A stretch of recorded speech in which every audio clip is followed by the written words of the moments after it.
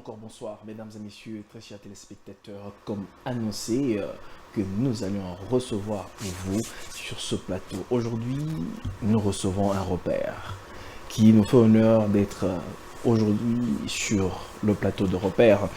Vous le savez, vous connaissez, vous avez lu et vous avez voulu depuis très longtemps qu'il soit enfin sur notre plateau. Il nous fait honneur d'être avec nous. Aujourd'hui, lui, c'est l'artiste David Isé sur le plateau de repère, à qui je dis bienvenue et bonsoir David Isé. Bonsoir Jules. Tout va bien? Ça va très bien, très bien. Après de report, enfin ouais. vous êtes sur repère. Enfin, Très bien. oui. Alors, David Isé, comment vous pouvez vous décrire en une minute? C'est un exercice toujours aussi difficile parce que on ne sait jamais exactement à quoi le plus se présenter. Mais voilà, je suis serviteur de Dieu dans la parole et dans le chant. Et on va dire que je suis beaucoup plus connu en tant que chanteur. Je suis artiste de carrière. J'ai récemment sorti un album, 2023, c'est assez récent, on va dire, et parce que je travaille aussi avec le label Majabou Gospel. Et donc, voilà, je suis compositeur, je suis conducteur de culte, je suis aussi marié. Très bien. Et voilà, donc je suis né de nouveau chrétien et serviteur du Seigneur. Très bien. Alors, mesdames et messieurs, nous commençons directement avec David Isé. Il y a beaucoup de choses à parler dans le temps qui nous est alloué par la régie. Mais je signale que le frère David a un concert qui aura lieu cette année, le 6 juillet 2025, à l'esplanade du Palais du Peuple. En tout cas, c'est un rendez-vous à ne pas manquer. Je sais que tous les rendez-vous ont toujours abondé de gens. En tout cas, je demanderai à tous les chrétiens, en tout cas, d'aller écouter la bonne musique, parce que la bonne musique ne joue pas tous les jours. Alors, le frère David est aujourd'hui connu, il est une figure emblématique, il est une star, si on peut le dire ainsi.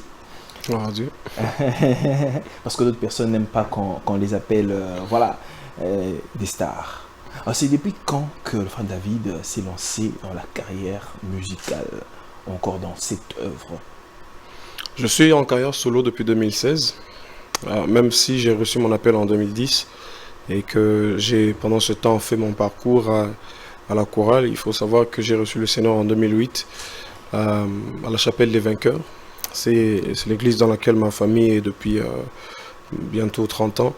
Et donc c'est là que j'ai reçu le Seigneur. Puis ensuite, lorsque l'heure était arrivée pour moi, pour que je reçoive mon appel, le Seigneur m'avait parlé.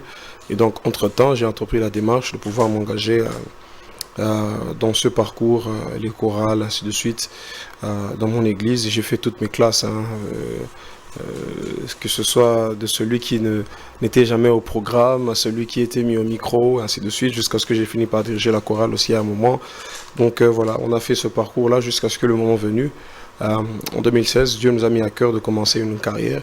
J'ai même tenu un concert en 2017.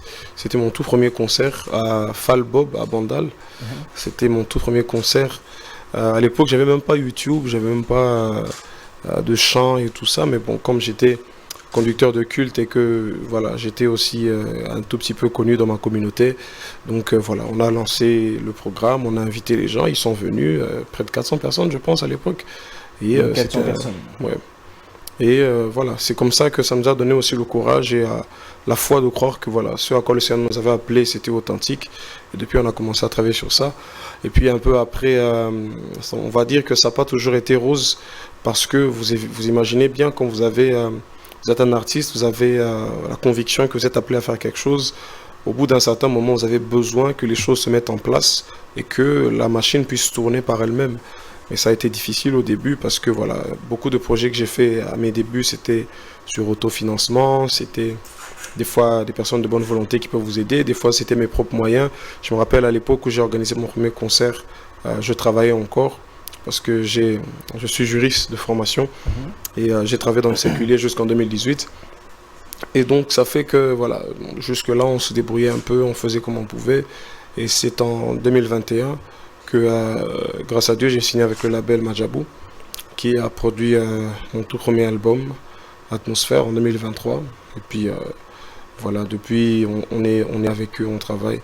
Mais on va dire que pour moi, je ne sais pas dire exactement, ou je ne sais pas rattacher le début de ma carrière seulement au moment où j'ai décidé. On va dire que c'est vraiment tout Donc un parcours. vous avez commencé un peu plus tôt que 2010.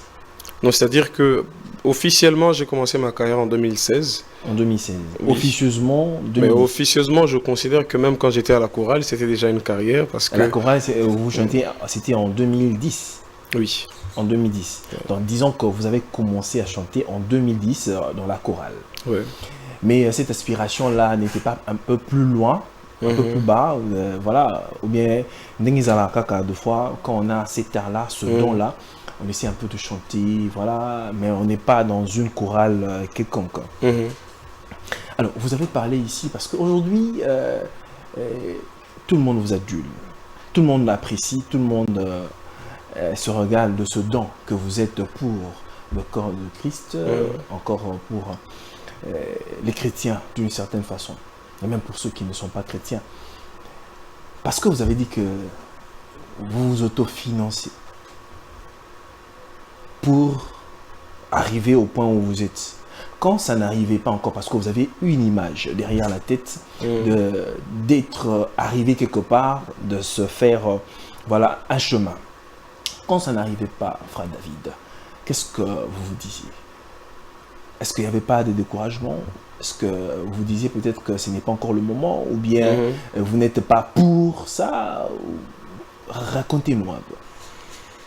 Il faut dire que ces choses qui concernent le parcours, qui concernent l'appel, qui concernent le voyage avec Dieu, ça demande aussi beaucoup de persévérance. Parce que la vérité avec nous, c'est que voilà, on aime lorsque on a tout de suite les évidences des choses dont Dieu nous parle. Parce qu'il faut dire que dès l'instant où je vais vous raconter une anecdote, en 2009, parce que bien avant que l'appel pour moi soit clair, j'ai reçu à gauche, à droite des gens qui me parlaient, qui me donnaient des messages, des fois moi-même des rêves, que voilà, j'allais servir le Seigneur, j'allais chanter. Donc une fois en 2009, parce que mon père m'a beaucoup aussi poussé dans le service, il avait fait un vœu au Seigneur que son premier fils allait servir au sacerdoce. Et donc il m'a encouragé et tout ça. Donc dans cet élan-là, je vais à la chorale en 2009. Octobre 2009, j'oublierai jamais, j'oublie difficilement les dates. Et quand je vais, on me chasse de la chorale. Donc, pourquoi on me chasse? Parce que je chantais pas bien.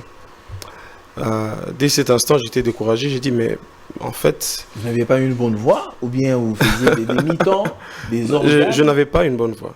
Okay. Je n'avais pas une bonne voix, ça donnait pas envie, ça répondait pas. Donc on m'a dit, ah petit, va t'essayer ailleurs, mais ici c'est pas ta place. Donc après j'ai arrêté, je suis même allé au département de la sécurité. Donc moi je tenais debout pendant la prédication, du début à la fin du culte et tout ça, jusqu'à ce que le Seigneur a commencé à insister encore. Et c'est après que j'ai fini par accepter. Je suis rentré à la chorale en toute humilité, j'ai fait mes classes. Et quand les portes se sont ouvertes, ainsi de suite. C'est la même chose lorsque j'arrive à cette étape où je dois commencer moi-même à financer mes projets. Il y a un live qu'on a fait, un live que j'ai organisé, qui a béni l'église aussi. C'est un live où on a chanté avec mon frère David Moussassa. Ce live-là, par exemple, je l'avais financé moi-même. Maintenant, vous imaginez, on avait fait une série de chants. J'avais aussi quelques personnes que j'ai invitées. On a fait une dizaine de chants comme ça. Et à la fin, on se rend compte que sur la dizaine de chants enregistrés, il n'y en avait que 2 qui étaient enregistrés correctement. Tout le reste, c'était saturé du début à la fin. Wow. Maintenant, je me dis, mais le concept de la chose que je suis en train de faire, c'est que ce soit un live. Le but du live, c'est pas d'enregistrer les vidéos et puis d'aller refaire les audios après. Non, c'est l'instant que vous capturez. Absolument. Après, j'ai dit, bon, je garde seulement les 2. J'étais dérangé au-dedans de moi. J'ai dit, mais je fais une perte parce que j'ai payé, j'ai dépensé. Mais après, quand j'ai vu l'impact qu'ont eu ces 2 seules vidéos qui étaient sorties, j'ai compris qu'il fallait simplement que j'insiste dans une certaine direction. Donc des fois, ces choses, elles demandent beaucoup de persévérance. Surtout lorsque vous êtes au début, je dis toujours, il y a une étape de la vision ou une étape du projet qui nécessite que vous soyez le seul à pouvoir y croire. Absolument. C'est-à-dire, c'est pas tout le monde qui peut y croire parce que c'est pas tout le monde qui le comprend. Imaginez-vous un bon vieux Abraham à qui Dieu dit quitte la maison de ton père, va où je te montrerai. J'imagine qu'il n'a même pas parlé de ça à sa femme parce que sa femme lui aurait dit on va où? Elle dit mais Dieu ne m'a pas encore dit, mais allons d'abord. Vous voyez, c'est difficile à comprendre des fois. Mais le plus important, je crois que c'est la persévérance. Depuis le début, il y a une autre anecdote d'ailleurs, depuis quelques années, j'ai fait cet exercice de pouvoir me parler à moi-même. J'aime beaucoup faire ça. Je monologue beaucoup. Alors une fois, je monologuais, j'étais dans la cour de l'immeuble que j'habitais à l'époque et je me monologuais, je parlais, je disais que je ferais partie des grands artistes de mon pays. Je parlais il y a plus de 16 ans, 17 ans comme ça. Oh. Je parlais à moi-même, je disais David, tu es un grand chanteur, David, ainsi de suite. Alors il y a quelqu'un, un voisin, il était plus âgé que moi à l'époque, il passait par là, et il a dit ah petit. Il a dit en lingala, il dit mais qu'est-ce que tu as fumé aujourd'hui? Il m'a dit mais comment tu peux te dire des choses comme ça? Mais d'où j'étais convaincu que ce que je disais, c'était important que je me le dise. Absolument. Même si personne ne me le dirait, mais au moins si je me le disais, ça va peut-être créer quelque chose au-dedans de moi, une motivation, une force. Donc vraiment, je le dis tout le temps, c'est beaucoup de persévérance. Il faut beaucoup persévérer. Si Dieu vous a dit quelque chose, si vous êtes convaincu de ce que Dieu vous a dit, et surtout si vous êtes convaincu que Dieu est avec vous, avancez. Quand il le fera, lui-même il sait. Comment ça va se faire, lui-même il le sait. Mais le plus important, c'est que vous puissiez faire votre part. Et ça, c'est vraiment, on va dire, le témoignage de ma vie jusqu'ici. Moi, j'ai dit toujours, ou bien j'ai l'habitude de dire une chose, croyez en vous, croyez en Dieu et croyez en vous, d'abord. Et c'est ce qui donne la force. Alors, nous allons prendre cet élément, cette très belle chanson que la régie nous a préparée. On va prendre juste un extrait, on suit et on se retrouve juste après. C'est parti.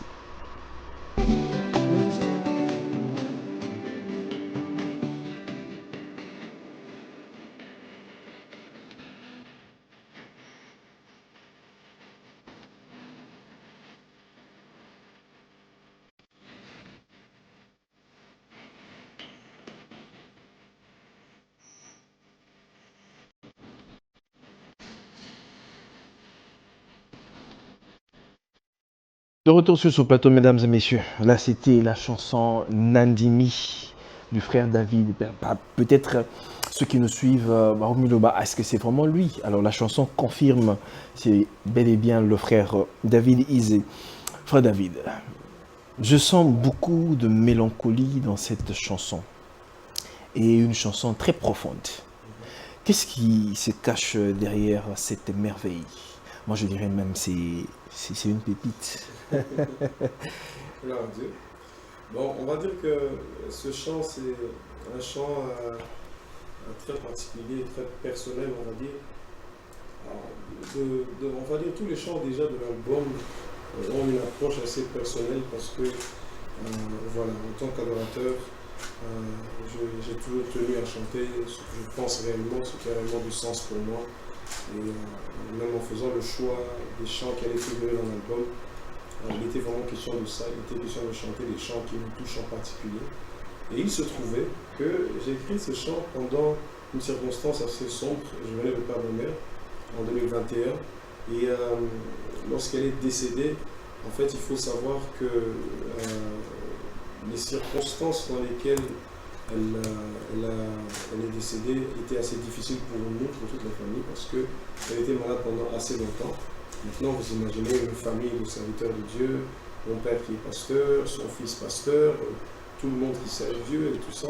Ok, donc je disais, le chant Nandimi est un chant que j'ai écrit dans des circonstances assez particulières parce que, voilà, comme je le disais, j'ai perdu ma mère en 2021 et après qu'elle ait souffert assez longtemps, donc le contexte devenait assez tendu, assez difficile pour nous parce qu'on se disait, bon, surtout moi en particulier, vu que j'ai été aussi à son chevet pendant 3 mois qu'elle est à l'hôpital, je disais au Seigneur, mais j'ai tout fait, j'ai prié, j'ai fait des offrandes, j'ai fait tout ce qu'il y avait à faire, mais pourquoi tu ne m'as pas exaucé?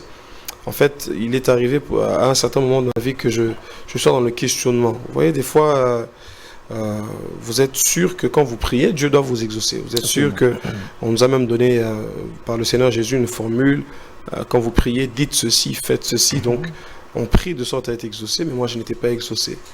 Et ça a eu... Ça vous révoltait à un moment? Ça m'a révolté, j'étais très révolté. Je pense que j'ai fait même un podcast où j'expliquais en fait la réalité que je vivais. J'étais très fâché, très dérangé parce que je n'étais pas exaucé. Alors, j'étais en Afrique du Sud et ce jour-là, je me suis enfermé dans la salle de bain pendant plusieurs heures. Et à un certain moment, c'est bizarre, c'est la première fois que je parle de cette partie en particulier. Wow. Ouais, parce que vous êtes sur Repère. Repère est une émission particulière. Amen.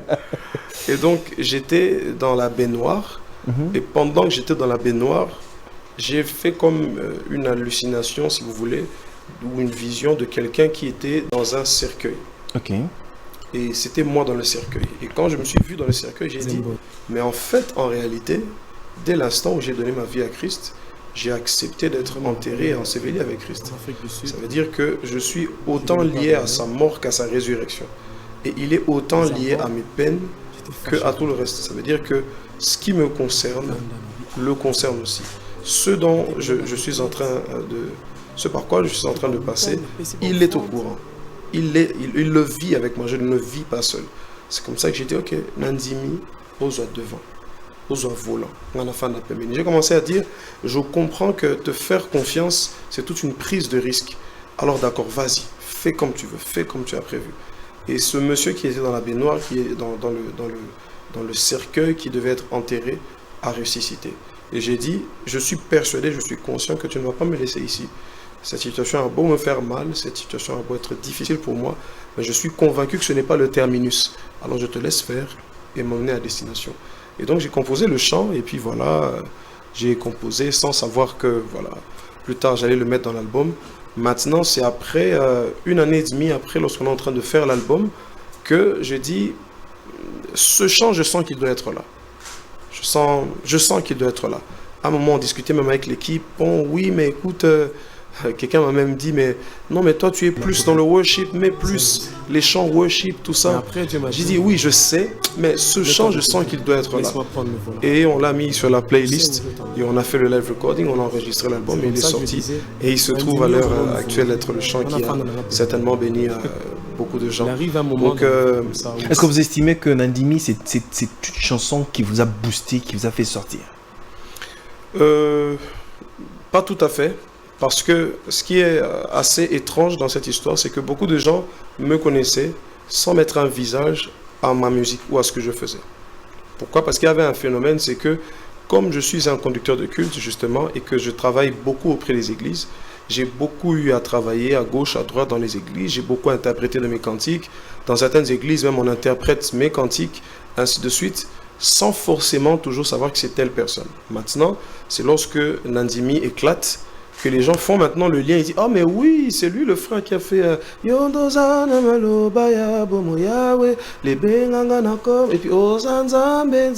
ah c'est lui. Maintenant les gens commencent à faire le rapprochement et ainsi de suite. C'est comme ça que même quand on a lancé la tournée, moi j'avais une peur l'année passée, en avril 2024, au moment où je devais commencer la tournée, j'avais une peur, je disais, est-ce que les gens qui vont venir, ils ne viendront qu'à cause de Nandimi? J'avais un peu peur, mais après j'ai dit non. Si j'ai eu la conviction de lancer la tournée, c'est que c'est le moment et c'est que forcément il y aura le public qui y correspond. Et à ma grande surprise, ou plutôt à ma grande satisfaction, parce que ce n'était pas vraiment une surprise, à ma grande satisfaction, lorsqu'on a commencé la tournée, à chaque concert qu'on avait, les gens chantaient avec nous du début à la fin. En fait, il se trouvait que les gens connaissaient les chants, sans forcément l'identifier à la personne de David Isé. Donc Dieu a permis que Nandimi soit ce canal ou ce moyen par lequel il a simplement permis que les deux se mettent ensemble. Alors, vous avez passé de moments, je dirais, lugubres, après le départ de maman, qui est un moment très difficile de perdre un être cher qu'on aime tant. Et ça vous a pris combien de temps avant de reprendre vos activités? Ah, ça c'est assez difficile parce que pour moi ça s'est passé en 2 temps. La vérité c'est que dans un premier temps il y a le deuil parce qu'elle était décédée en Afrique du Sud. En fait quand elle était vraiment au pic, au stade 3 de son cancer, Elle était au Congo, les frontières étaient fermées, on ne savait pas bouger. Elle a été opérée ici. On pensait qu'elle était guérie, on pensait qu'elle était en phase de rémission, et puis paf, elle fait une rechute. Donc 2021, elle est partie pour l'Afrique du Sud. Et quand elle va en Afrique du Sud, c'est là qu'elle décède. Et donc, je suis obligé d'y aller pour les obsèques. Donc je vais pour les obsèques, ça dure une semaine environ, on termine. Tout le monde est parti, je reste seul. C'est là que tu réalises en fait la chose. Parce que pendant que tout le monde est là, la solidarité des uns et des autres, ça peut couvrir un peu la douleur que tu as. C'est là que tu réalises. Mais ensuite encore, quand j'ai commencé vraiment à réaliser que elle était vraiment partie, que c'était vraiment difficile, je suis resté en Afrique du Sud pendant 2 mois. J'étais en Afrique du Sud pendant 2 mois. Et après, je suis rentré à Kinshasa. Pour moi, je pensais que c'était fini. Pour moi, je pensais, voilà, j'ai fait mon deuil, c'était bon, c'était OK. Mais j'ai constaté, par contre, et ça, c'est quelque chose dont on parle très peu dans le milieu chrétien, dans l'église, ainsi de suite, je constatais que je commençais à faire une dépression. J'étais devenu très sensible sur le sujet de la famille. Il faut savoir que je me suis marié en 2021 et l'année où j'ai perdu ma mère, j'ai eu aussi à rencontrer ma belle famille. Du coup, ça fait que je dois composer avec de nouvelles personnes, de qui je dois être proche, avec qui je dois entretenir un certain lien. Mais ça devenait difficile pour moi parce que je sentais que je n'avais pas encore fini cet épisode-là. Du coup, ça faisait que c'était très difficile pour moi. Et donc, je commençais à faire une forme de dépression. Je développais des réflexes de colère comme ça, de nature. Je ne suis pas quelqu'un de colérique, mais il pouvait m'arriver de penser à la situation, de penser à comment les choses s'étaient mal passées. Je peux prendre un verre, je le balance, je peux donner un coup de poing sur une vitre. Et pendant ce temps-là, vous n'avez personne à vos côtés pour voilà, vous soutenir, vous accompagner dans ces moments difficiles? Si, j'avais ma femme, mais après... à ce moment-là, vous étiez déjà marié? Oui, j'étais déjà marié. J'étais déjà marié, mais c'est comme ça que je dis, pour moi, ça s'est passé en plusieurs phases. Ok. J'étais au début de la chose, j'étais encore dans cette phase où, vous voyez un peu, nous, les Bantous, l'homme doit toujours être fort, c'est le personnage qui doit symboliser la force, la sérénité, le calme et tout ça. Donc j'étais encore dans ce déni-là de ma douleur. Je n'avais pas encore réalisé à quel point elle était profonde. C'est quand je rentre à Kinshasa et qu'au fur et à mesure, les circonstances me montrent que l'être cher n'était plus là. C'est là que voilà, ces sentiments commencent à monter au-dedans de moi. Jusqu'à ce qu'un jour, ma femme m'a dit « Chérie, quoi que tu fasses, tu ne vas jamais pouvoir changer ce que Dieu a décidé de faire. » Curieusement, elle m'a envoyé un chant qu'on avait chanté avec elle, je pense en 2020, une vidéo comme ça qu'on faisait aléatoirement. Et elle m'a dit « Je veux que ce David, ici, qui est insouciant, qui ne se soucie de rien, qui ne pense à rien, qui n'a que Dieu et qui ne fait confiance qu'à Dieu. Je veux que ce David ici réponde à la situation qui se trouve en face de toi. » Et depuis, j'ai dit, ok, je vais le prendre sur moi, je vais avancer. Et ça m'a donné la force de continuer. Et pour moi, je pense que c'est très important, je vais le dire ici, lorsque vous perdez un être cher ou lorsque vous passez par une situation difficile, il est important d'admettre vos limites, d'admettre vos faiblesses, d'admettre là où ça n'a pas marché, là où vous allez mal, là où vous n'allez pas bien, et surtout de trouver de quelle manière extérioriser tout ça. Et je pense que c'était bien tombé pour moi de pouvoir rencontrer Madjabou et toute l'équipe pendant cette période, parce que ma créativité, le fait de travailler sur des projets ou ainsi de suite, ça m'a aidé à évacuer d'une manière ou d'une autre toute cette pression que j'avais jusqu'à ce que voilà. Donc, très bien. Nous prenons la deuxième partie, mais prenons ce témoignage ici. Le frère David, on suit et on se retrouve tout juste après.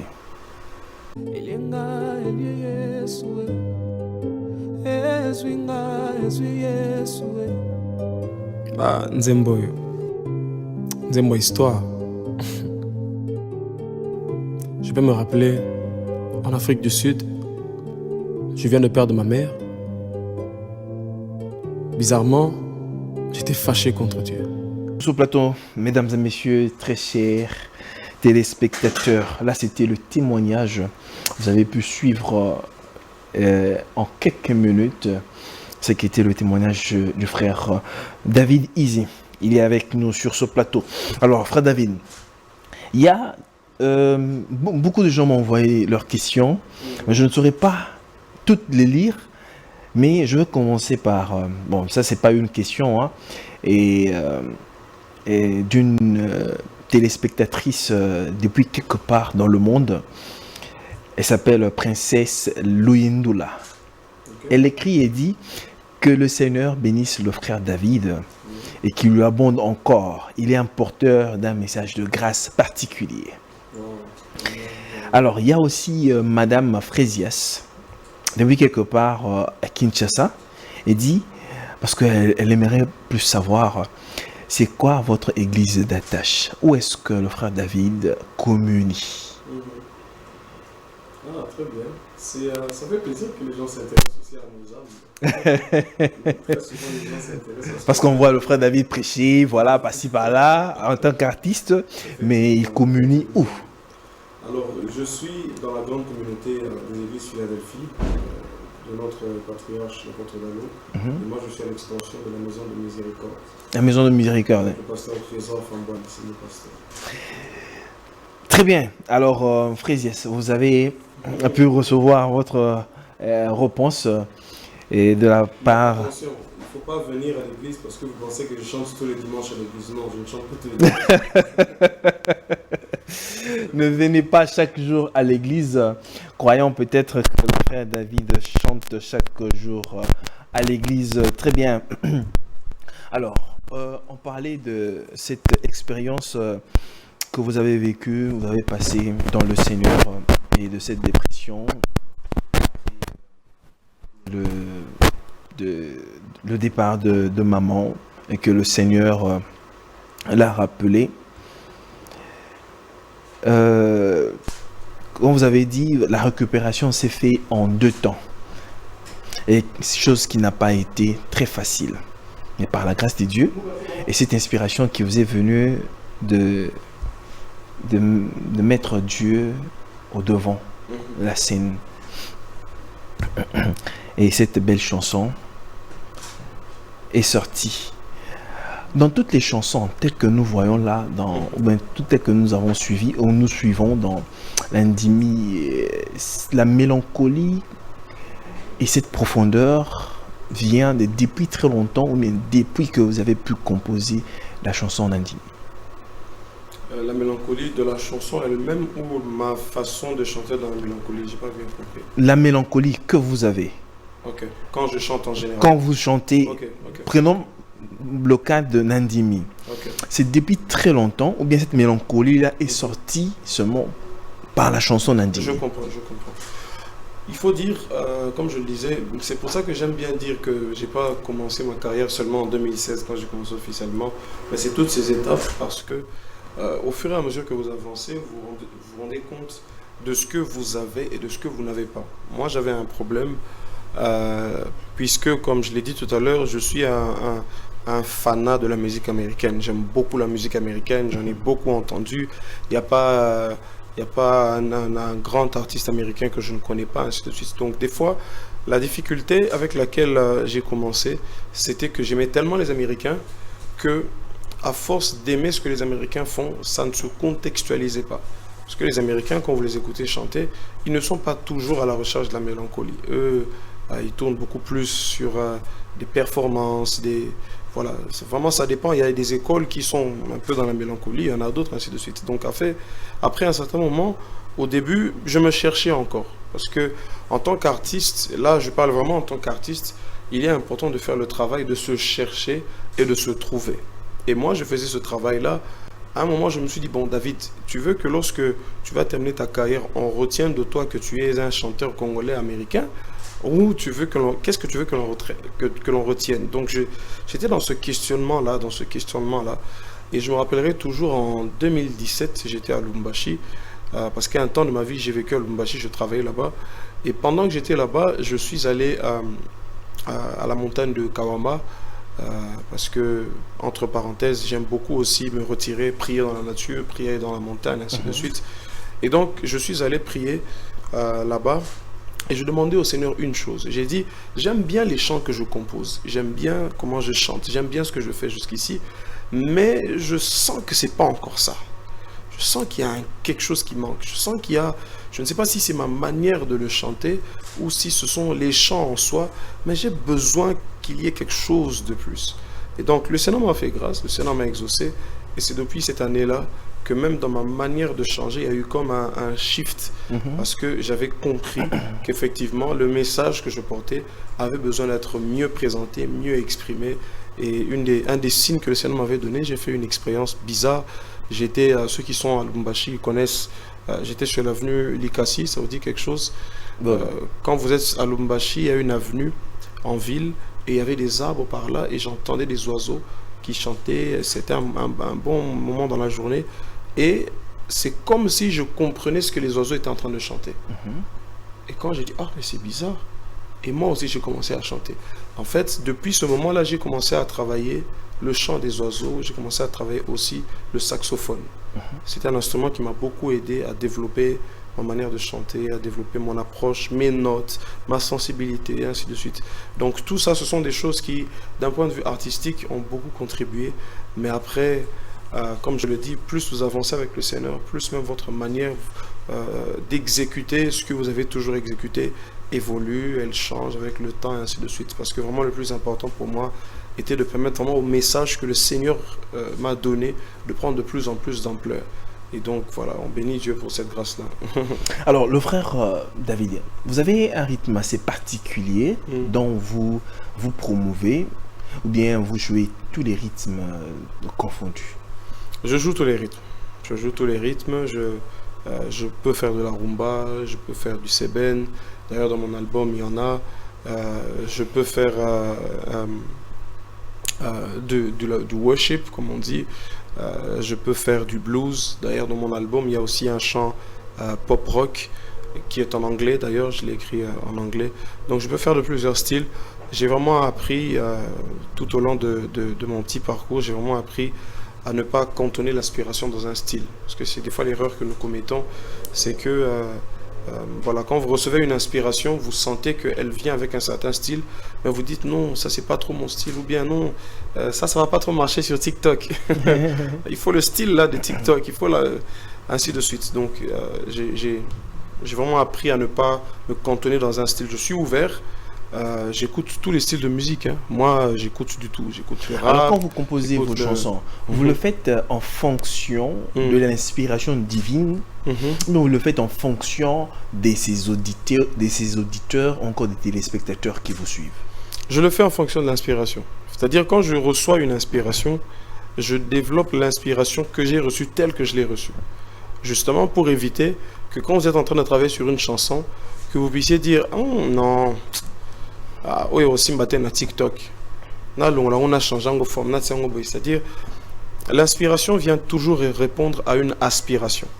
Vous voyez, même quand vous respirez, c'est parce que j'ai expiré, j'ai soufflé l'air, que j'ai le besoin de inspirer encore. C'est-à-dire, Dieu voit le vide qu'il y a dans le cœur de son peuple. C'est pour ça qu'il donne à un David disait une inspiration, il donne à un pasteur une inspiration, pour que lorsque cette inspiration va arriver dans le vide qu'il y avait dans le cœur de quelqu'un, que la personne dise « Ah, mais cette chanson, c'est comme si c'est ma vie. Cette chanson, c'est comme si c'est mon histoire. » Vous voyez un peu. C'est pour ça qu'il est très important vraiment de rester sur l'inspiration. Donc, ma manière de composer, c'est que je pars toujours d'un noyau. Je peux recevoir un noyau peut-être en prière, je peux recevoir un noyau en méditant, ou devant une situation, comme j'ai parlé de l'endémie tout à l'heure, j'ai reçu un noyau, une inspiration, et j'ai commencé maintenant à développer, et je me rassure simplement que que ce soit vraiment authentique, que ça ressemble vraiment à l'inspiration que j'ai reçue, parce que c'est très important. Beaucoup de fois, on va dire, en tant qu'artiste, on a déformé certaines inspirations qui étaient très fortes, justement parce qu'on voulait trop modeler, trop arranger, ou bien on voulait trop faire adapter ça à la population et tout ça. C'est vraiment important. Je crois que c'est... Vous avez parlé du seben ici. À une certaine période, je cite le frère Patrice, voilà, le frère Patrice Ngoï Moussoko. Il disait dans ses anciennes chansons, les semaines et tout ça là n'était pas en fait la musique que les chrétiens pouvaient jouer d'une certaine façon. Mais plus tard, on voit aujourd'hui tout le monde se greffer là dans le seben. Est-ce que ce ne serait pas aussi un peu du copier-coller, en fait, du copier de la musique dite mondaine, ou encore d'autres personnes disent la musique séculière, et amener dans le gospel? Bon, on doit se dire la vérité. Je pense que la communauté chrétienne dans mon pays a un problème. C'est qu'elle ne sait pas assumer les choses. Il faut assumer le fait que la musique, elle est d'abord par essence neutre. La musique, elle n'est pas chrétienne et puis païenne. Do, ré, mi, fa, sol, la, si, do. Il n'y a pas un do chrétien et puis un do païen. Il n'y a pas un mi catholique et puis un fa occultiste. Non. Nous tous, on a la même musique. Absolument. Maintenant, chacun, selon sa culture, a la faculté ou la facilité de verser dans un style comme dans un autre. Moi, je suis congolais. Depuis que je suis petit, jusqu'à ce que je vieillirai, je sais que la musique congolaise, c'est la rumba. Donc, si j'ai dans mon sang des affinités avec la rumba, est-ce qu'on va dire que parce que X personnes de la musique dite mondaine a chanté la rumba, ça veut dire qu'officiellement ou obligatoirement, ce style-là est païen? Je pense qu'on avait juste à un certain moment un petit problème, un peu de mal à pouvoir assumer que c'est culturel. Quand vous allez aux États-Unis, le même style de musique que vous trouvez chez les rappeurs ou chez X ou Y personnes, vous le trouvez aussi dans l'église, parce que c'est d'abord culturel. Donc je pense que c'est important qu'on s'assume et qu'on soit fier de notre patrimoine. Parce que d'abord, dites-moi, quel est le style chrétien? Quel est le style chrétien? Un style chrétien que vous connaissez? Hosanna, c'est ça le style chrétien? Mais Johnny Hallyday aussi chantait dans ce rythme-là. Vous voyez? Donc il faut qu'on s'assume. La musique, elle n'est ni chrétienne ni païenne d'abord. C'est celui qui chante qui apporte son identité dans la musique qu'il chante, et celui qui chante apporte son atmosphère, l'atmosphère de la source à laquelle il est connecté, dans la musique dans laquelle il chante. Je pense que c'est peut-être pour ça que notre papa Patrice s'est sûrement dit, bon, ça valait pas la peine de... On va dire à cette époque-là, il n'avait pas encore d'inspiration, comme il en a aujourd'hui. L'inspiration évolutive, hein, papa. Ouais. Comme la révélation, les progressives. Exactement. Très bien, nous en venons, on en arrive là, mais vous avez dit, vous étiez en Afrique du Sud, et puis après, après l'incident, et vous avez été contacté par la grande maison de production Madjabou. Est-ce qu'avant déjà, plutôt, vous aspiriez et vous enviez, bon, pas envier, d'une certaine façon, souhaiter aussi arriver là, d'une certaine façon, et quand l'offre est arrivée, et vous avez directement sauté sur l'occasion? Pour être honnête avec moi-même, je disais à plusieurs de mes amis, je ne souhaiterais pas signer avec un label. Je l'ai dit à plusieurs de mes amis. Pourquoi? Je vais expliquer. Parce que j'avais peur, parce que c'est la réalité que l'on connaissait dans l'univers de l'industrie musicale. J'ai fait cette expérience une fois. Un monsieur, il représentait un label africain. Il m'a vu une fois dans une prestation et puis à la fin, il m'a approché. Il m'a dit, monsieur, vous chantez très bien. Moi, j'aimerais vous proposer d'être produit. Il m'a dit, bon, je ne vais pas citer le nom de l'artiste. Il m'a dit, je veux faire de vous un peu comme tel artiste de la musique populaire. Je dis, ok, je vois, merci beaucoup pour l'offre, mais je ne suis pas intéressé. En fait, j'avais peur, parce que c'est l'expérience que plusieurs personnes ont eue, que le label vienne déformer ce que je suis au fond de moi. C'est comme ça que je disais, je ne suis pas trop intéressé à signer.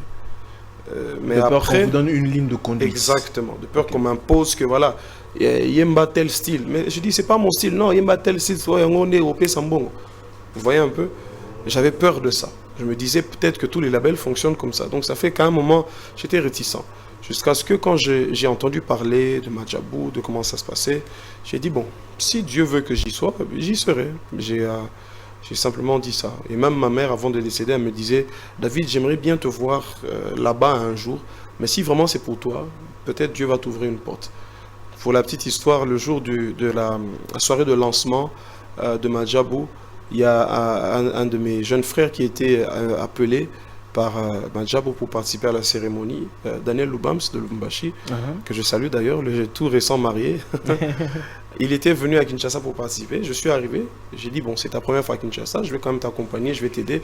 Je l'ai emmené, je l'ai présenté à l'endroit, on a visité un peu la ville, il est arrivé. Alors quand j'arrive à la porte, j'ai vu le maestro Hervé Nzambé. Il m'a dit, mais David, il y a ma place à Bouefozala. C'est faufilé Kakakota. J'ai dit, non, moi, je n'ai pas l'invitation. Celui qui a l'invitation, c'est Daniel. Daniel va entrer, moi, je pars. Il dit, mais tu ne vas même pas essayer d'entrer. J'ai dit, non, si c'est pour moi, j'aurai une autre occasion. Je suis parti. Et c'est après qu'ils m'ont appelé. Donc maintenant, au fur et à mesure que je voyais comment leur vision se développait et comment les choses se mettaient en place, j'ai dit, c'est intéressant. Mais encore une fois, je disais, si j'ai l'occasion de signer, alors il faudrait que je fasse même une fois un album live. C'était ça ma prière. Et au fond de moi, je disais, j'aimerais bien avoir une telle opportunité, j'aimerais bien avoir l'occasion de travailler avec de telles structures, mais si et seulement si j'ai l'occasion d'être réellement moi. Parce que c'était ça ma peur. Et du coup, quand on m'a appelé, on m'a expliqué la vision de Madjabou, j'ai beaucoup aimé, mais aussi ce que j'ai aimé, c'était la flexibilité avec laquelle ils ont géré chacun d'entre nous. C'est que chacun a son style, chacun a sa manière de se développer, chacun a sa manière d'approcher les chansons, ainsi de suite. Et ça m'a vraiment mis à l'aise. J'ai dit, c'était le bon choix. Alors, le frère David, il est toujours, il est artiste, musicien, indépendant, ou bien il est artiste de Madjabou? J'ai pas très bien compris la question. Vous, frère David est artiste indépendant, Mhm. ou bien il dépend de Madjabou? Je suis artiste d'un label. Ça veut dire que je travaille avec le label Avec Madjabou. le label. Exactement. Donc, tout ce que vous faites, c'est en rapport avec le label. Donc, parce que vous avez un contrat. En fait, il faut après, c'est l'industrie musicale, mais il faut vraiment être dans le détail, on va dire. Le contrat qui me lie avec la grande maison de Madjabou, c'est un contrat de production. Ok. Ça veut dire que on s'accorde pour travailler sur la production d'œuvres. C'est-à-dire, là, on a produit Atmosphère. Par la grâce de Dieu, cette année aussi, on va sortir un autre album. C'est ça le travail que l'on fait avec Madjabou.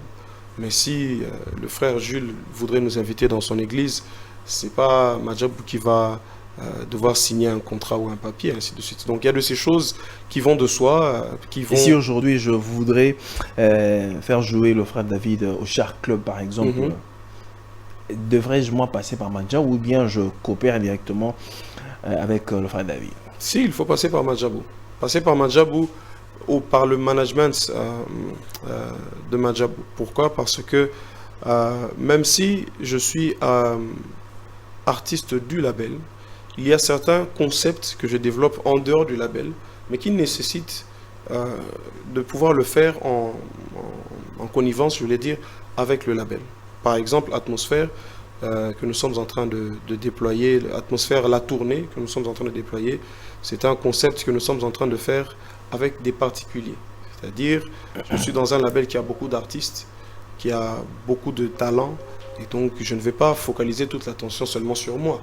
Donc, s'il y a une formule par laquelle le frère Jules peut me faire jouer un événement, j'ai dit, ok, on tient une réunion avec le label, vous expliquez votre vision, ce que vous allez faire, parce que le label protège aussi son artiste. Le label vous dira, bon voilà, on veut qu'il y ait tel micro, parce que sinon ça va siffler, ça va faire des larcènes, ainsi de suite. On met tout en place et puis les choses se développent. C'est-à-dire, le label n'a pas l'exclusivité de toutes les actions comme les concerts ou ainsi de suite. Et toutes ces choses-là font partie des choses que voilà, on organise ensemble. Et puis voilà, parce que c'est une famille, mais c'est aussi dans la transparence de faire les choses ensemble. Parce que vous allez m'inviter pour faire un album, ou plutôt un concert, mais c'est parce que vous avez écouté l'album. Absolument. Donc si l'album est de Madjabou, ça veut dire que le concert qui découle de l'album va aussi passer par Madjabou. Ça fait déjà combien d'années que vous avez signé chez Madjabou? Ça fait 4 ans. Ça fait 4 ans. 4 ans. Dans les 4 ans, le frère David se sent à l'aise dans ce contrat depuis? Oui, en tout cas, je ne sais pas s'il y a une seule personne qui a longtemps essayé par ses propres efforts de se produire en autoproduction ou en autofinancement ou ainsi de suite, qui à un certain moment rencontre un label, va se priver de pouvoir en bénéficier. Donc oui, c'est vraiment une grande opportunité, une très belle opportunité. Et donc je suis très content d'être là. Donc Madjabou a travaillé aussi beaucoup sur votre carrière. Beaucoup. Qui a vraiment vendu votre image. Beaucoup, beaucoup. C'est des choses, à un certain moment, ça a l'air d'être rien, mais ça compte beaucoup. Quand je dis ça a l'air d'être rien, parce que l'être humain, de manière générale, il a tendance à banaliser certaines choses lorsqu'elles deviennent régulières. Mais quand, par exemple, chaque semaine, Madjabou fait un post sur vous, que vous le vouliez ou pas, ça compte. Quand chaque année, vous avez une activité importante sur laquelle vous prestez, ça compte. Vous pouvez ne pas sortir d'album, mais le fait que voilà, il y ait des gens derrière qui travaillent à vous mettre en avant, ça aide énormément. Donc le label, c'est important. Après, peut-être aussi, je comprends un autre sens de cette question, c'est de dire peut-être, est-ce que vous pouvez encourager quelqu'un d'autre aussi à signer dans un label? Oui. Si le label est sérieux. Si le label est sérieux et surtout si le label vous permet de vous exprimer tel que vous êtes réellement. Vous voyez? Parce qu'aujourd'hui, on va se dire la vérité, il y a de ces labels, lorsqu'ils viennent vers vous, ils viennent avec un manteau et une casquette à vous donner parce qu'ils estiment que c'est ça qui va vous faire vendre. Mais moi, par exemple, j'ai eu la grâce d'être dans un label où on me laisse être David Isé. On me laisse être en train de chanter et puis je dis dans les 60 prochaines secondes, telle chose va se passer. Ou ainsi. Vous voyez, on laisse le lévite se déployer dans sa musique, ainsi de suite. Et ça, c'est vraiment une très bonne chose. Est-ce que c'est peut-être pas parce que le frère David a une grâce particulière, mais il a trouvé une grâce particulière dans Madjabou et qu'il est là jusque-là? Est-ce qu'il n'y a peut-être pas de gens que vous avez remarqué qui sont un peu frustrés dans des collègues qui sont là dans le même label que vous d'une certaine façon? Bon, on va dire la vérité, 20 enfants ne peuvent jamais passer 20 ans au même endroit. Même s'ils sont tous nés du même père, de la même mère, c'est impossible. C'est la loi de la nature, c'est comme ça. On peut tous être nés de la même mère, mais on n'a pas tous la même taille. Ça veut dire tout simplement que Dieu décide de ce qu'il fait avec chacun comme il le veut, en son temps. Des fois, c'est même la génétique. Vous êtes né, mais c'est vous qui avez hérité du teint de votre père, l'autre il a hérité du teint d'un oncle là, derrière. Chacun vit ce qui était arrêté pour lui, mais aussi chacun vit ce que Dieu décide de faire en temps et en heure pour lui. Moi, je crois que si peut-être aujourd'hui, par la grâce de Dieu, le frère David a peut-être une certaine visibilité ou a peut-être un certain pas à gauche ou à droite, ça n'enlève en rien le talent de tous mes autres collègues. Bien au contraire, ça sert à enseignement pour se dire que voilà, ce que Dieu peut faire avec l'un, il peut le faire avec l'autre, parce que de toutes les façons, je suis arrivé en dernier, j'ai trouvé les autres artistes, je suis le 8e, le tout dernier à avoir signé, et j'ai signé plusieurs mois après les autres. Vous voyez, donc c'est chacun son tour, c'est comme Dieu décide de le faire. Donc après, en plus de tous mes frères et tous les artistes, il n'y a pas de frustration comme telle parce que nous sommes nous-mêmes aussi en tant que chrétiens conscients qu'il y a de ces choses qui ne dépendent que de Dieu.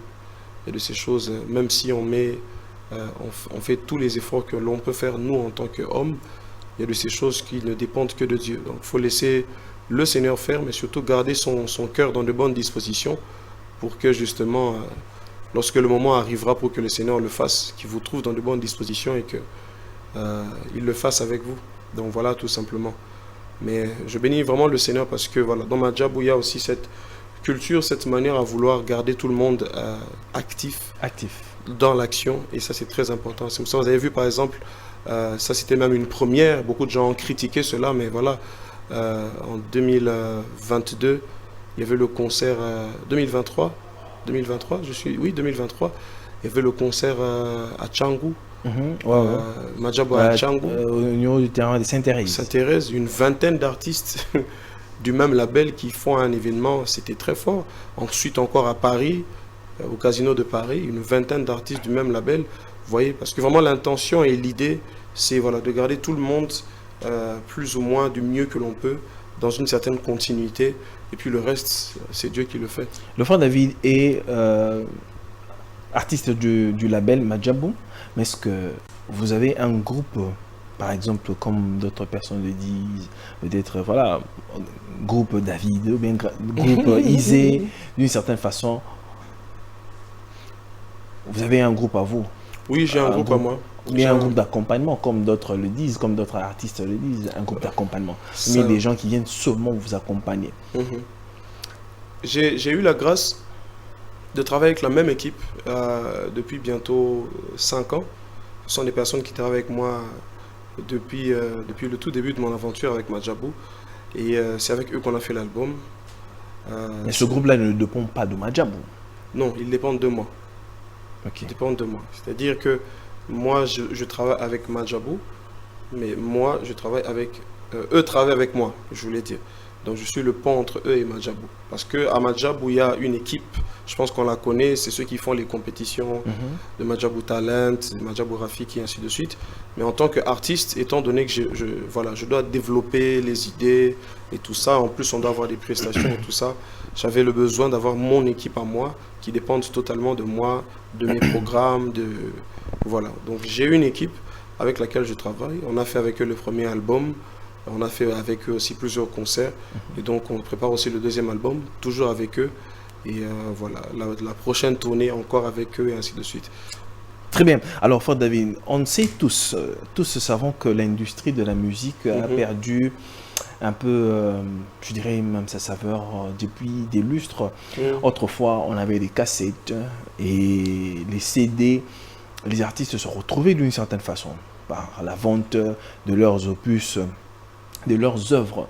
Mais aujourd'hui, ce n'est plus le cas. Parce que vous pouvez mettre votre affaire sur une plateforme et puis en quelques temps, vous le retrouvez ailleurs. Les artistes aujourd'hui ne se retrouvent plus de la même façon qu'ils se retrouvaient hier. Alors, vous avez un groupe d'accompagnement, un orchestre. Comment faites-vous en termes de rémunération avec votre groupe? Parce que vous avez un contrat avec Madjabou. Comme c'est un contrat, vous êtes aussi rémunéré d'une certaine façon. Alors vous, de manière particulière, avec votre entreprise, qui est votre groupe, comment faites-vous pour vous en sortir avec ce groupe-là? Parce que la musique, ça bouffe tellement de l'argent. Oui.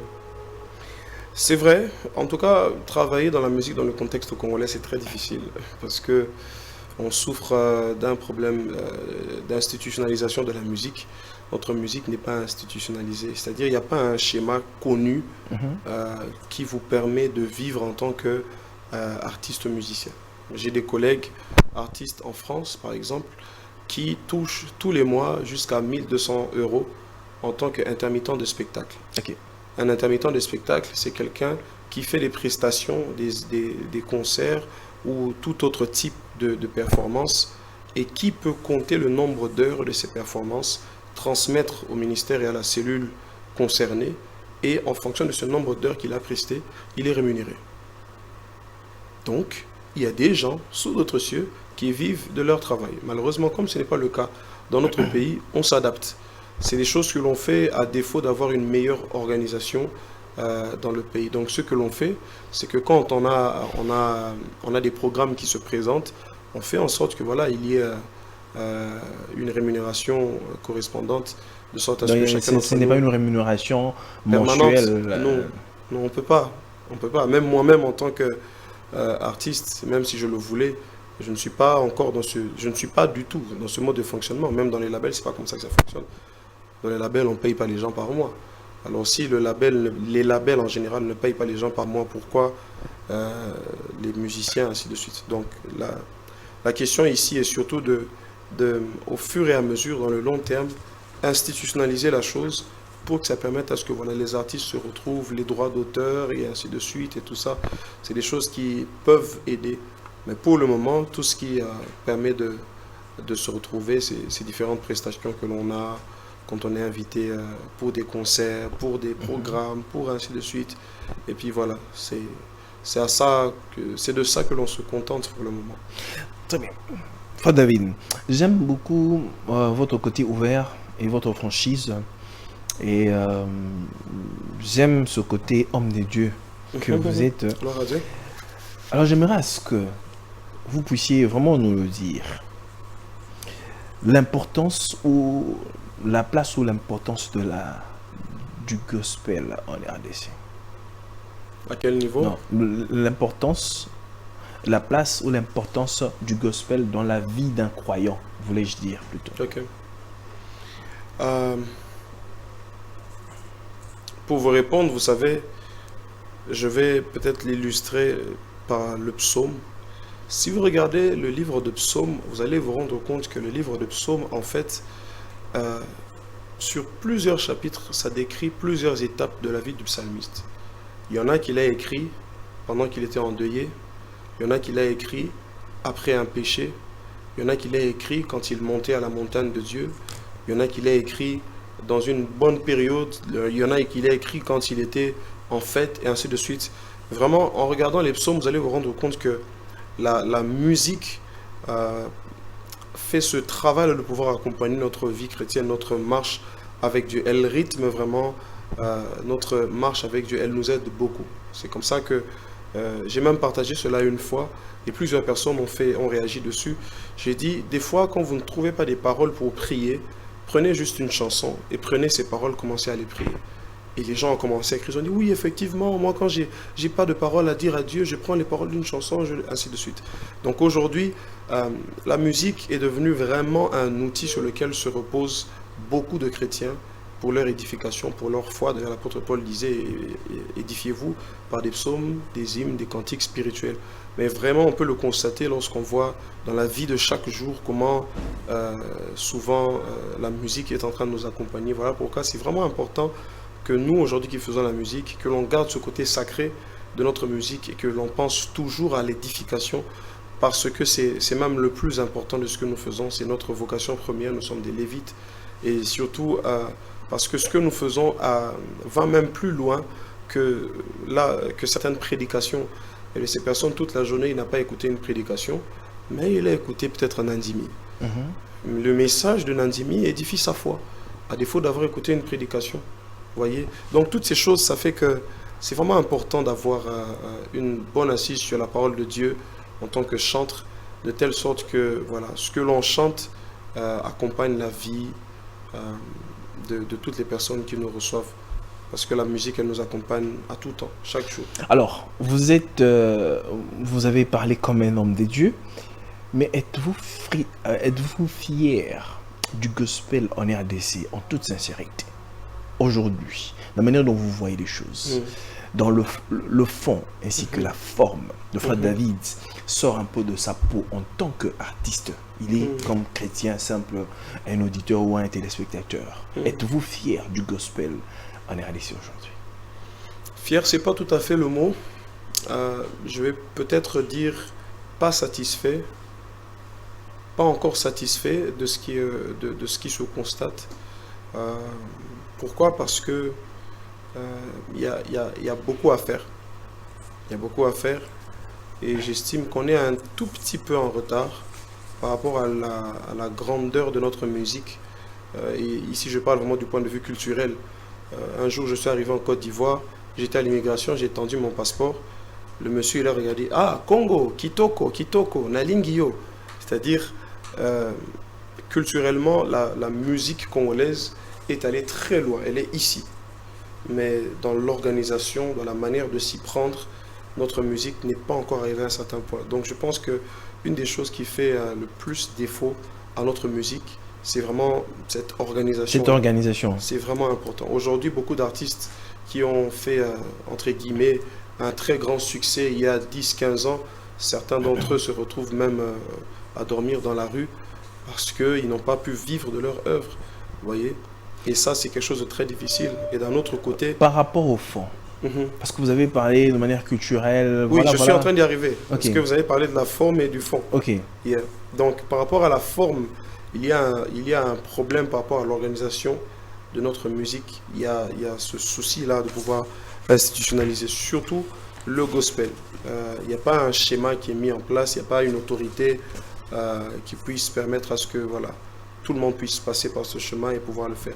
Par rapport au fond, il y a à boire et à manger sur ce sujet, ça c'est la vérité, mais j'estime que pour ce qui concerne du fond, chacun à son niveau fait ce qu'il a dans son cœur de pouvoir faire. Justement, si on était tous dans la même maison et que moi je disais quelque chose et que quelqu'un d'autre dit autre chose, papa qui nous entend, il sait dire non, toi tu n'as pas dit ce qu'il fallait dire, ne dis plus ça. Vous voyez, le problème du fond dans la musique chrétienne, c'est que chacun a son obédience, chacun a un endroit où il reçoit des enseignements, chacun a une doctrine, une direction, ou ainsi de suite. Ça fait que, dans le fond, c'est difficile de gérer tout le monde. Est-ce que la musique, le gospel aujourd'hui n'est pas en train de dégringoler par rapport, si on fait un parallélisme par rapport aux années antérieures, les années passées et aujourd'hui? On ne sent plus, voilà. Il y a de ces personnes-là, je prononce ce mot comme Nandimi, une chanson avec une telle profondeur qui, quand vous écoutez, ça va directement dans votre âme. Mais aujourd'hui, on fait des chansons, voilà, seulement pour plaire. est-ce que la musique, le gospel n'est pas en train de dégringoler, de perdre sa saveur? Moi, je pense que le problème, c'est aussi le peuple. Ah, c'est comme le pasteur Yannick avait dit, on dirait nous sommes dans le Kilelo. C'est le Kilelo qui pousse les artistes à mettre des choses pour plaire aux gens. C'est le peuple aussi. Le peuple est aussi responsable. Très souvent, on a tendance à rejeter la faute ou à mettre la charge sur ceux qui sont devant, oubliant que pour beaucoup, c'est le peuple. Je vous donne un exemple. Partez sur mon Facebook, faites une statistique. Vous allez vous rendre compte que les publications où je parle des choses purement spirituelles. Vous avez peu de vues. J'ai des vues. Ok. Beaucoup de vues. Gloire à Dieu. Mais le nombre de vues sur les choses accessoires sont plus nombreuses que quand je parle des choses de Dieu. Ah. Est-ce que ça a à voir avec l'onction qui est sur ma vie? Ou bien c'est parce que j'ai passé moins d'heures en prière quand j'ai publié l'histoire accessoire que quand j'ai publié les choses spirituelles? Non, c'est le public. Allez sur mon TikTok. Quand je fais une vidéo où je suis simplement en train de chanter un cantique d'adoration, regardez le nombre de réactions. Mais quand je fais une vidéo ou quelqu'un d'autre fait une vidéo où il est en train de danser, regardez les réactions. Vous voyez? Aujourd'hui, on a un problème, c'est que... Nous avons un peuple aliéné. Aliéné, c'est un bien grand mot, mais on a comme perdu le sens de l'essentiel. Vous avez dit, on a perdu le sens de l'essentiel. Le sens de l'essentiel. Est-ce que ce n'est pas aussi dû à vous, prédicateurs, parce que vous êtes artiste, vous êtes aussi prédicateur. Oui. La qualité de l'évangile, encore de la parole qui est prêchée dans les églises, a perdu vraiment son sens. La parole aujourd'hui est diluée d'une certaine façon dans les églises. C'est toutes ces choses. C'est toutes ces choses. C'est une réalité. Rappelez-vous, tout à l'heure, je vous ai dit, on ne sort pas tous de la même maison. On n'a pas tous, on répond pas tous à la même obédience. Il y a certaines églises qui vont vous dire qu'il ne faut pas chanter telle chose. Ou bien quelqu'un qui chante telle chose, il est dans le faux. D'autres églises vont vous dire, celui qui chante telle chose, il est dans le vrai, ainsi de suite. Ça fait que vous le vouliez ou pas, ce n'est plus uniforme. Mais malheureusement, le diable aussi, il profite de ce genre de situation. Parce que c'est quoi l'idolâtrie? L'idolâtrie, c'est simplement le fait de se détourner de celui qu'on est censé adorer. Au lieu d'avoir les yeux sur le Seigneur Jésus, on commence à avoir les yeux sur les discussions, sur les débats, sur tout ça. Et ça fait qu'en fait, une fois, deux fois, trois fois, quelqu'un a dit quelque chose qui se produit 21 fois, devient une habitude, 71 fois devient un réflexe.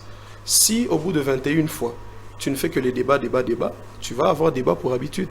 71 fois, ça devient un réflexe. C'est-à-dire quand tu vois une chanson, au lieu d'abord d'écouter la chanson pour ton édification, tu veux d'abord partir sur la polémique, tu veux d'abord ainsi de suite. Donc, on a tout ça comme défi. Et aujourd'hui, servir le Seigneur, je le dis vraiment avec un cœur qui pince, servir le Seigneur dans le contexte de la société congolaise à l'heure actuelle, c'est très difficile. C'est très difficile. Très difficile. Donc, on va vraiment devoir prier que le Seigneur nous fasse grâce, parce que d'autres nations ont vécu les mêmes défis que nous, ils s'en sont sortis. Pourquoi pas nous? Alors, Frère David, avant de pouvoir shifter et puis chuter, toujours par rapport au contexte du gospel, je ne veux pas que les gens, parce que les gens aiment beaucoup la polémique, moi je n'ai pas cette intention-là et je ne suis pas dans la polémique. On veut ramener les choses dans le contexte. Je sais que les téléspectateurs de Congo Bleu sont un peu trop exigeants d'une certaine façon. Prenons un peu ce slogan ici qui fait mouche depuis un certain temps aujourd'hui. On parle de mettre à l'écart les anges et puis d'adorer et que les anges ne soient plus là. Et on continue encore plus loin, on chante un artiste qui dit Libélé à Mama, Bokilo c'est Mama, voilà, quelque chose de genre.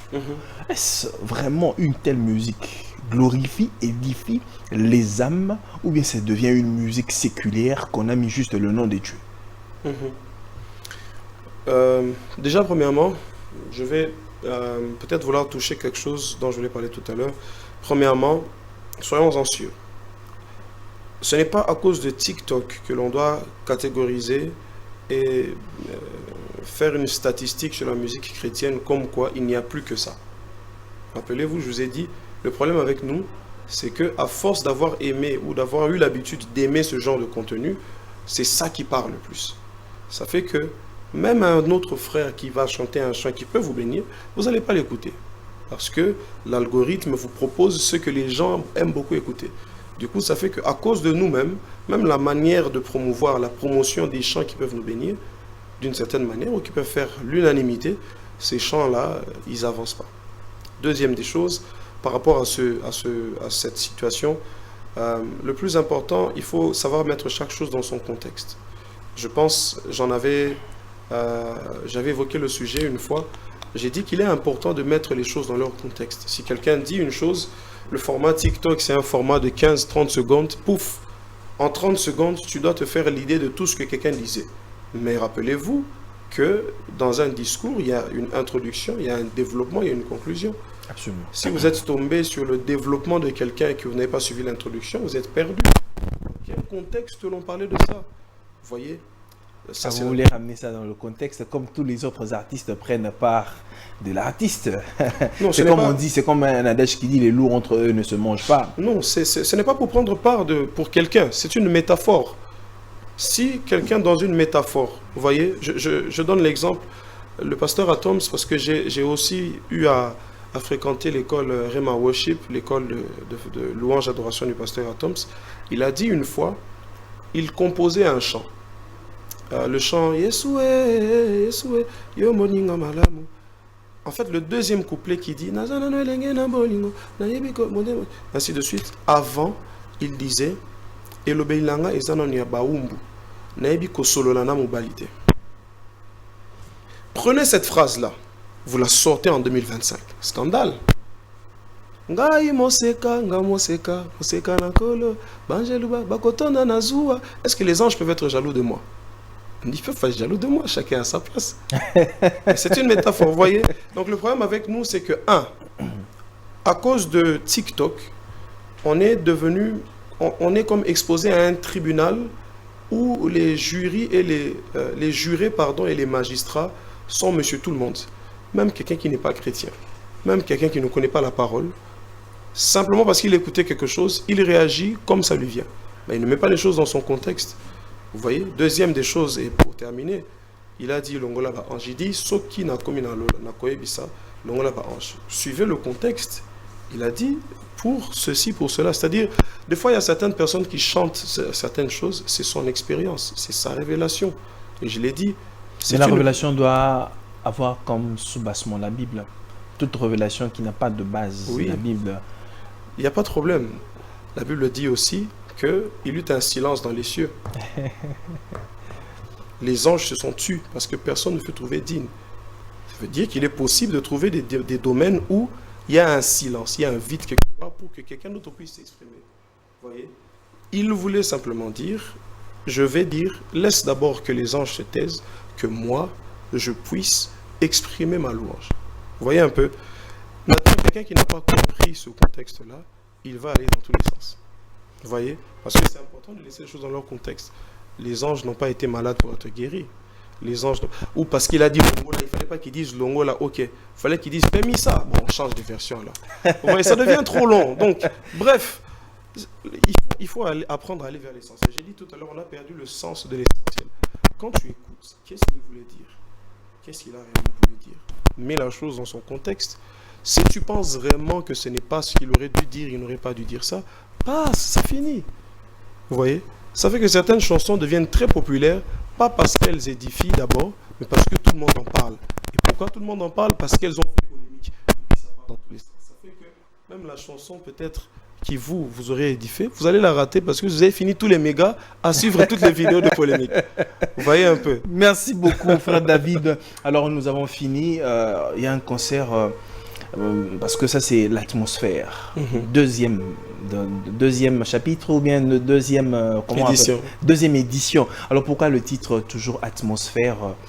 Parce que on dirait vous référez toujours au mot atmosphère. Pourquoi atmosphère? Déjà parce que le Seigneur nous a mis à cœur de s'inscrire dans la continuité. Et je prends très au sérieux cet aspect des choses, c'est que il faut laisser un héritage. Quelqu'un m'a dit, mais c'est pas ça que c'est trop tôt de penser déjà à un héritage. J'ai dit, mais même sur le premier salaire, il faut déjà faire de l'épargne. il faut déjà penser à une continuité. Notre prière, notre vœu, c'est simplement que le Seigneur restaure son tabernacle dans l'Église, dans nos vies, qu'il ramène son arche, son peuple soit visité, béni. Cette présence de Dieu, cette expérience avec la présence de Dieu, on l'a vécu l'année passée.